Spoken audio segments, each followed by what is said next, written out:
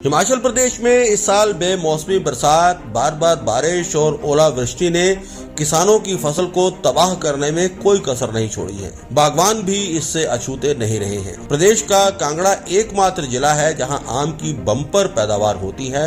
यहां कई तरह की किस्मों का आम उगाया जाता है, जिसके लिए विशेष सीजन में विशेष तरह के तापमान का होना भी बेहद जरूरी रहता है। लेकिन बावजूद इसके इस साल मार्च के अंत और मई के महीने की शुरुआत तक जहां तापमान 30 से 32 डिग्री सेल्सियस तक होता था, वहीं तापमान 12 से 15 डिग्री तक सीमित होता हुआ नजर आया। इसका अच्छा खासा असर कांगड़ा के बागवानों पर पड़ा है। सरकारी आंकड़ों के मुताबिक कांगड़ा में 41,000 हेक्टेयर क्षेत्र में बागवानी की जाती है और हर साल करीब 48,000 मीट्रिक टन से भी ज्यादा की प्रोडक्शन यहां पर होती है, जिसमें आम, सिट्रस फ्रूट और लीची की फसल शामिल है। कांगड़ा में 21,500 हेक्टेयर जमीन पर सिर्फ और सिर्फ आम उगाया जाता है और इन आमों से 20,000 मीट्रिक टन की पैदावार होती है।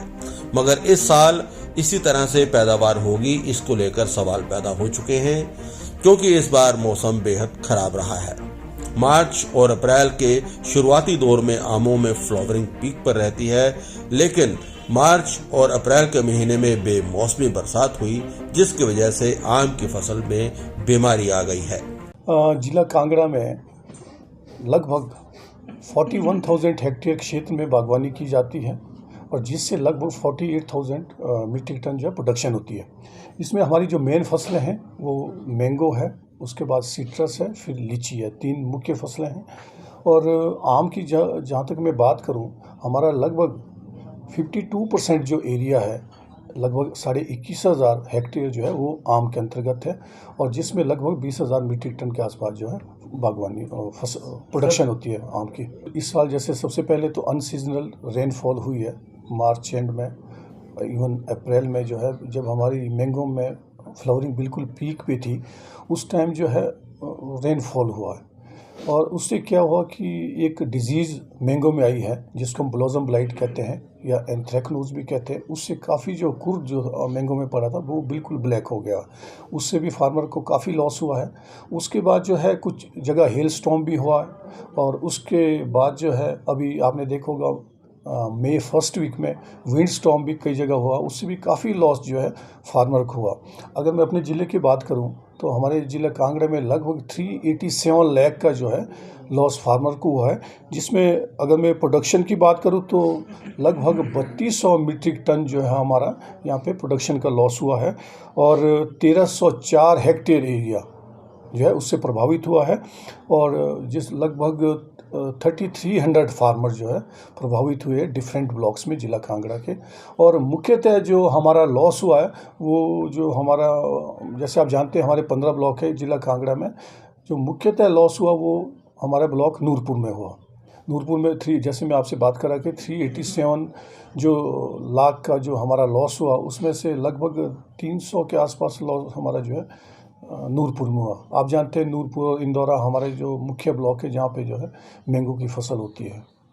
विभाग तो नहीं खरीदता, लेकिन सरकार की ओर से जैसे हिमफेड है और वो HPMC है, वो मार्केट इंटरवेंशन स्कीम के तहत जो है कुछ मैंगो की फसल खरीदता है जो फार्मर्स मार्केट में नहीं बेच पाते हैं, जैसे कुछ कल्ड मटेरियल रह जाता है, तो उसको मार्केट को थोड़ा स्टेबलाइज करने के लिए जो है HPMC के थ्रू और या हिमफेड के थ्रू जो है सरकार मैंगो की फसल खरीदती है और उसमें लगभग 45 से 50 मीट्रिक टन जो है जिला कांगड़ा में उसकी प्रोक्योरमेंट होती है। सर, कहाँ मंडी में बागवान जो आम की फसल बेच सकता है? मंडी जैसे आप देखते हैं हमारे कांगड़ा के आसपास जो है पठानकोट है, अमृतसर है, लुधियाना है, या इवन चंडीगढ़ भी लोग बेचते हैं, इवन जम्मू भी बेचते हैं। पर मुख्यतः हमारे ज़िला कांगड़ा में जो है सहारनपुर वगैरह से या कहीं और दूसरी जगह से जो है कॉन्ट्रैक्टर आते हैं। वो जब मैंगो में फ्लावरिंग होती है उसी टाइम जो है बगीचे को जो है खरीद लेते हैं। उसके बाद जो मेंटेनेंस भी वो ठेकेदार खुद ही करते हैं। सर, टेम्परेचर कितना होना चाहिए आम की फसलों के? जैसे फ्लावरिंग में तो 25 ± 2 डिग्री सेंटीग्रेड जो है एक ऑप्टिमम टेम्परेचर माना जाता है और उसके बाद जो है 26, 23 फिर बढ़ता रहता टेम्परेचर। जो समर आता है तो 30, 32 तक जो है टेम्परेचर जाता है। लेकिन इस साल क्या हुआ, अनसीजनल रेनफॉल होने से और बार बार ये रेनफॉल होने से जो टेम्परेचर भी काफ़ी डाउन आ गया था। इवन हमारे इधर कांगड़ा में जो है 11-12 डिग्री सेंटीग्रेड तक भी टेम्परेचर आया है, 16-17 डिग्री तो अमूमन जो रहा है रेनफॉल के दिनों में। तो इसलिए जो है फ्रूट सेटिंग में काफ़ी दिक्कत इस साल आई थी। विभाग कैसे मदद करेगा सर जिनकी फसल तबाह हुई है?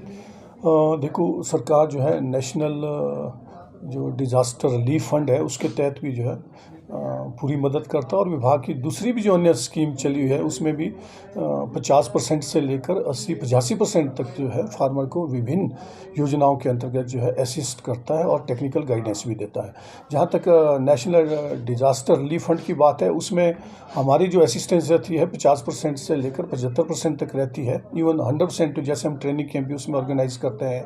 फार्मर को अगर जैसे टैंकी की ज़रूरत होती है वो भी सप्लाई करते हैं, पाइप्स की ज़रूरत हो वो भी सप्लाई करते हैं, दूसरे इक्विपमेंट जैसे स्केचियर हैं, स्प्रेयर हैं, या पेस्टिसाइड हैं, या माइक्रो न्यूट्रिएंट हैं, उसकी भी जो है विभाग जो है असिस्टेंस उसमें भी देता है, उसको सप्लाई करता है सब्सिडी पे।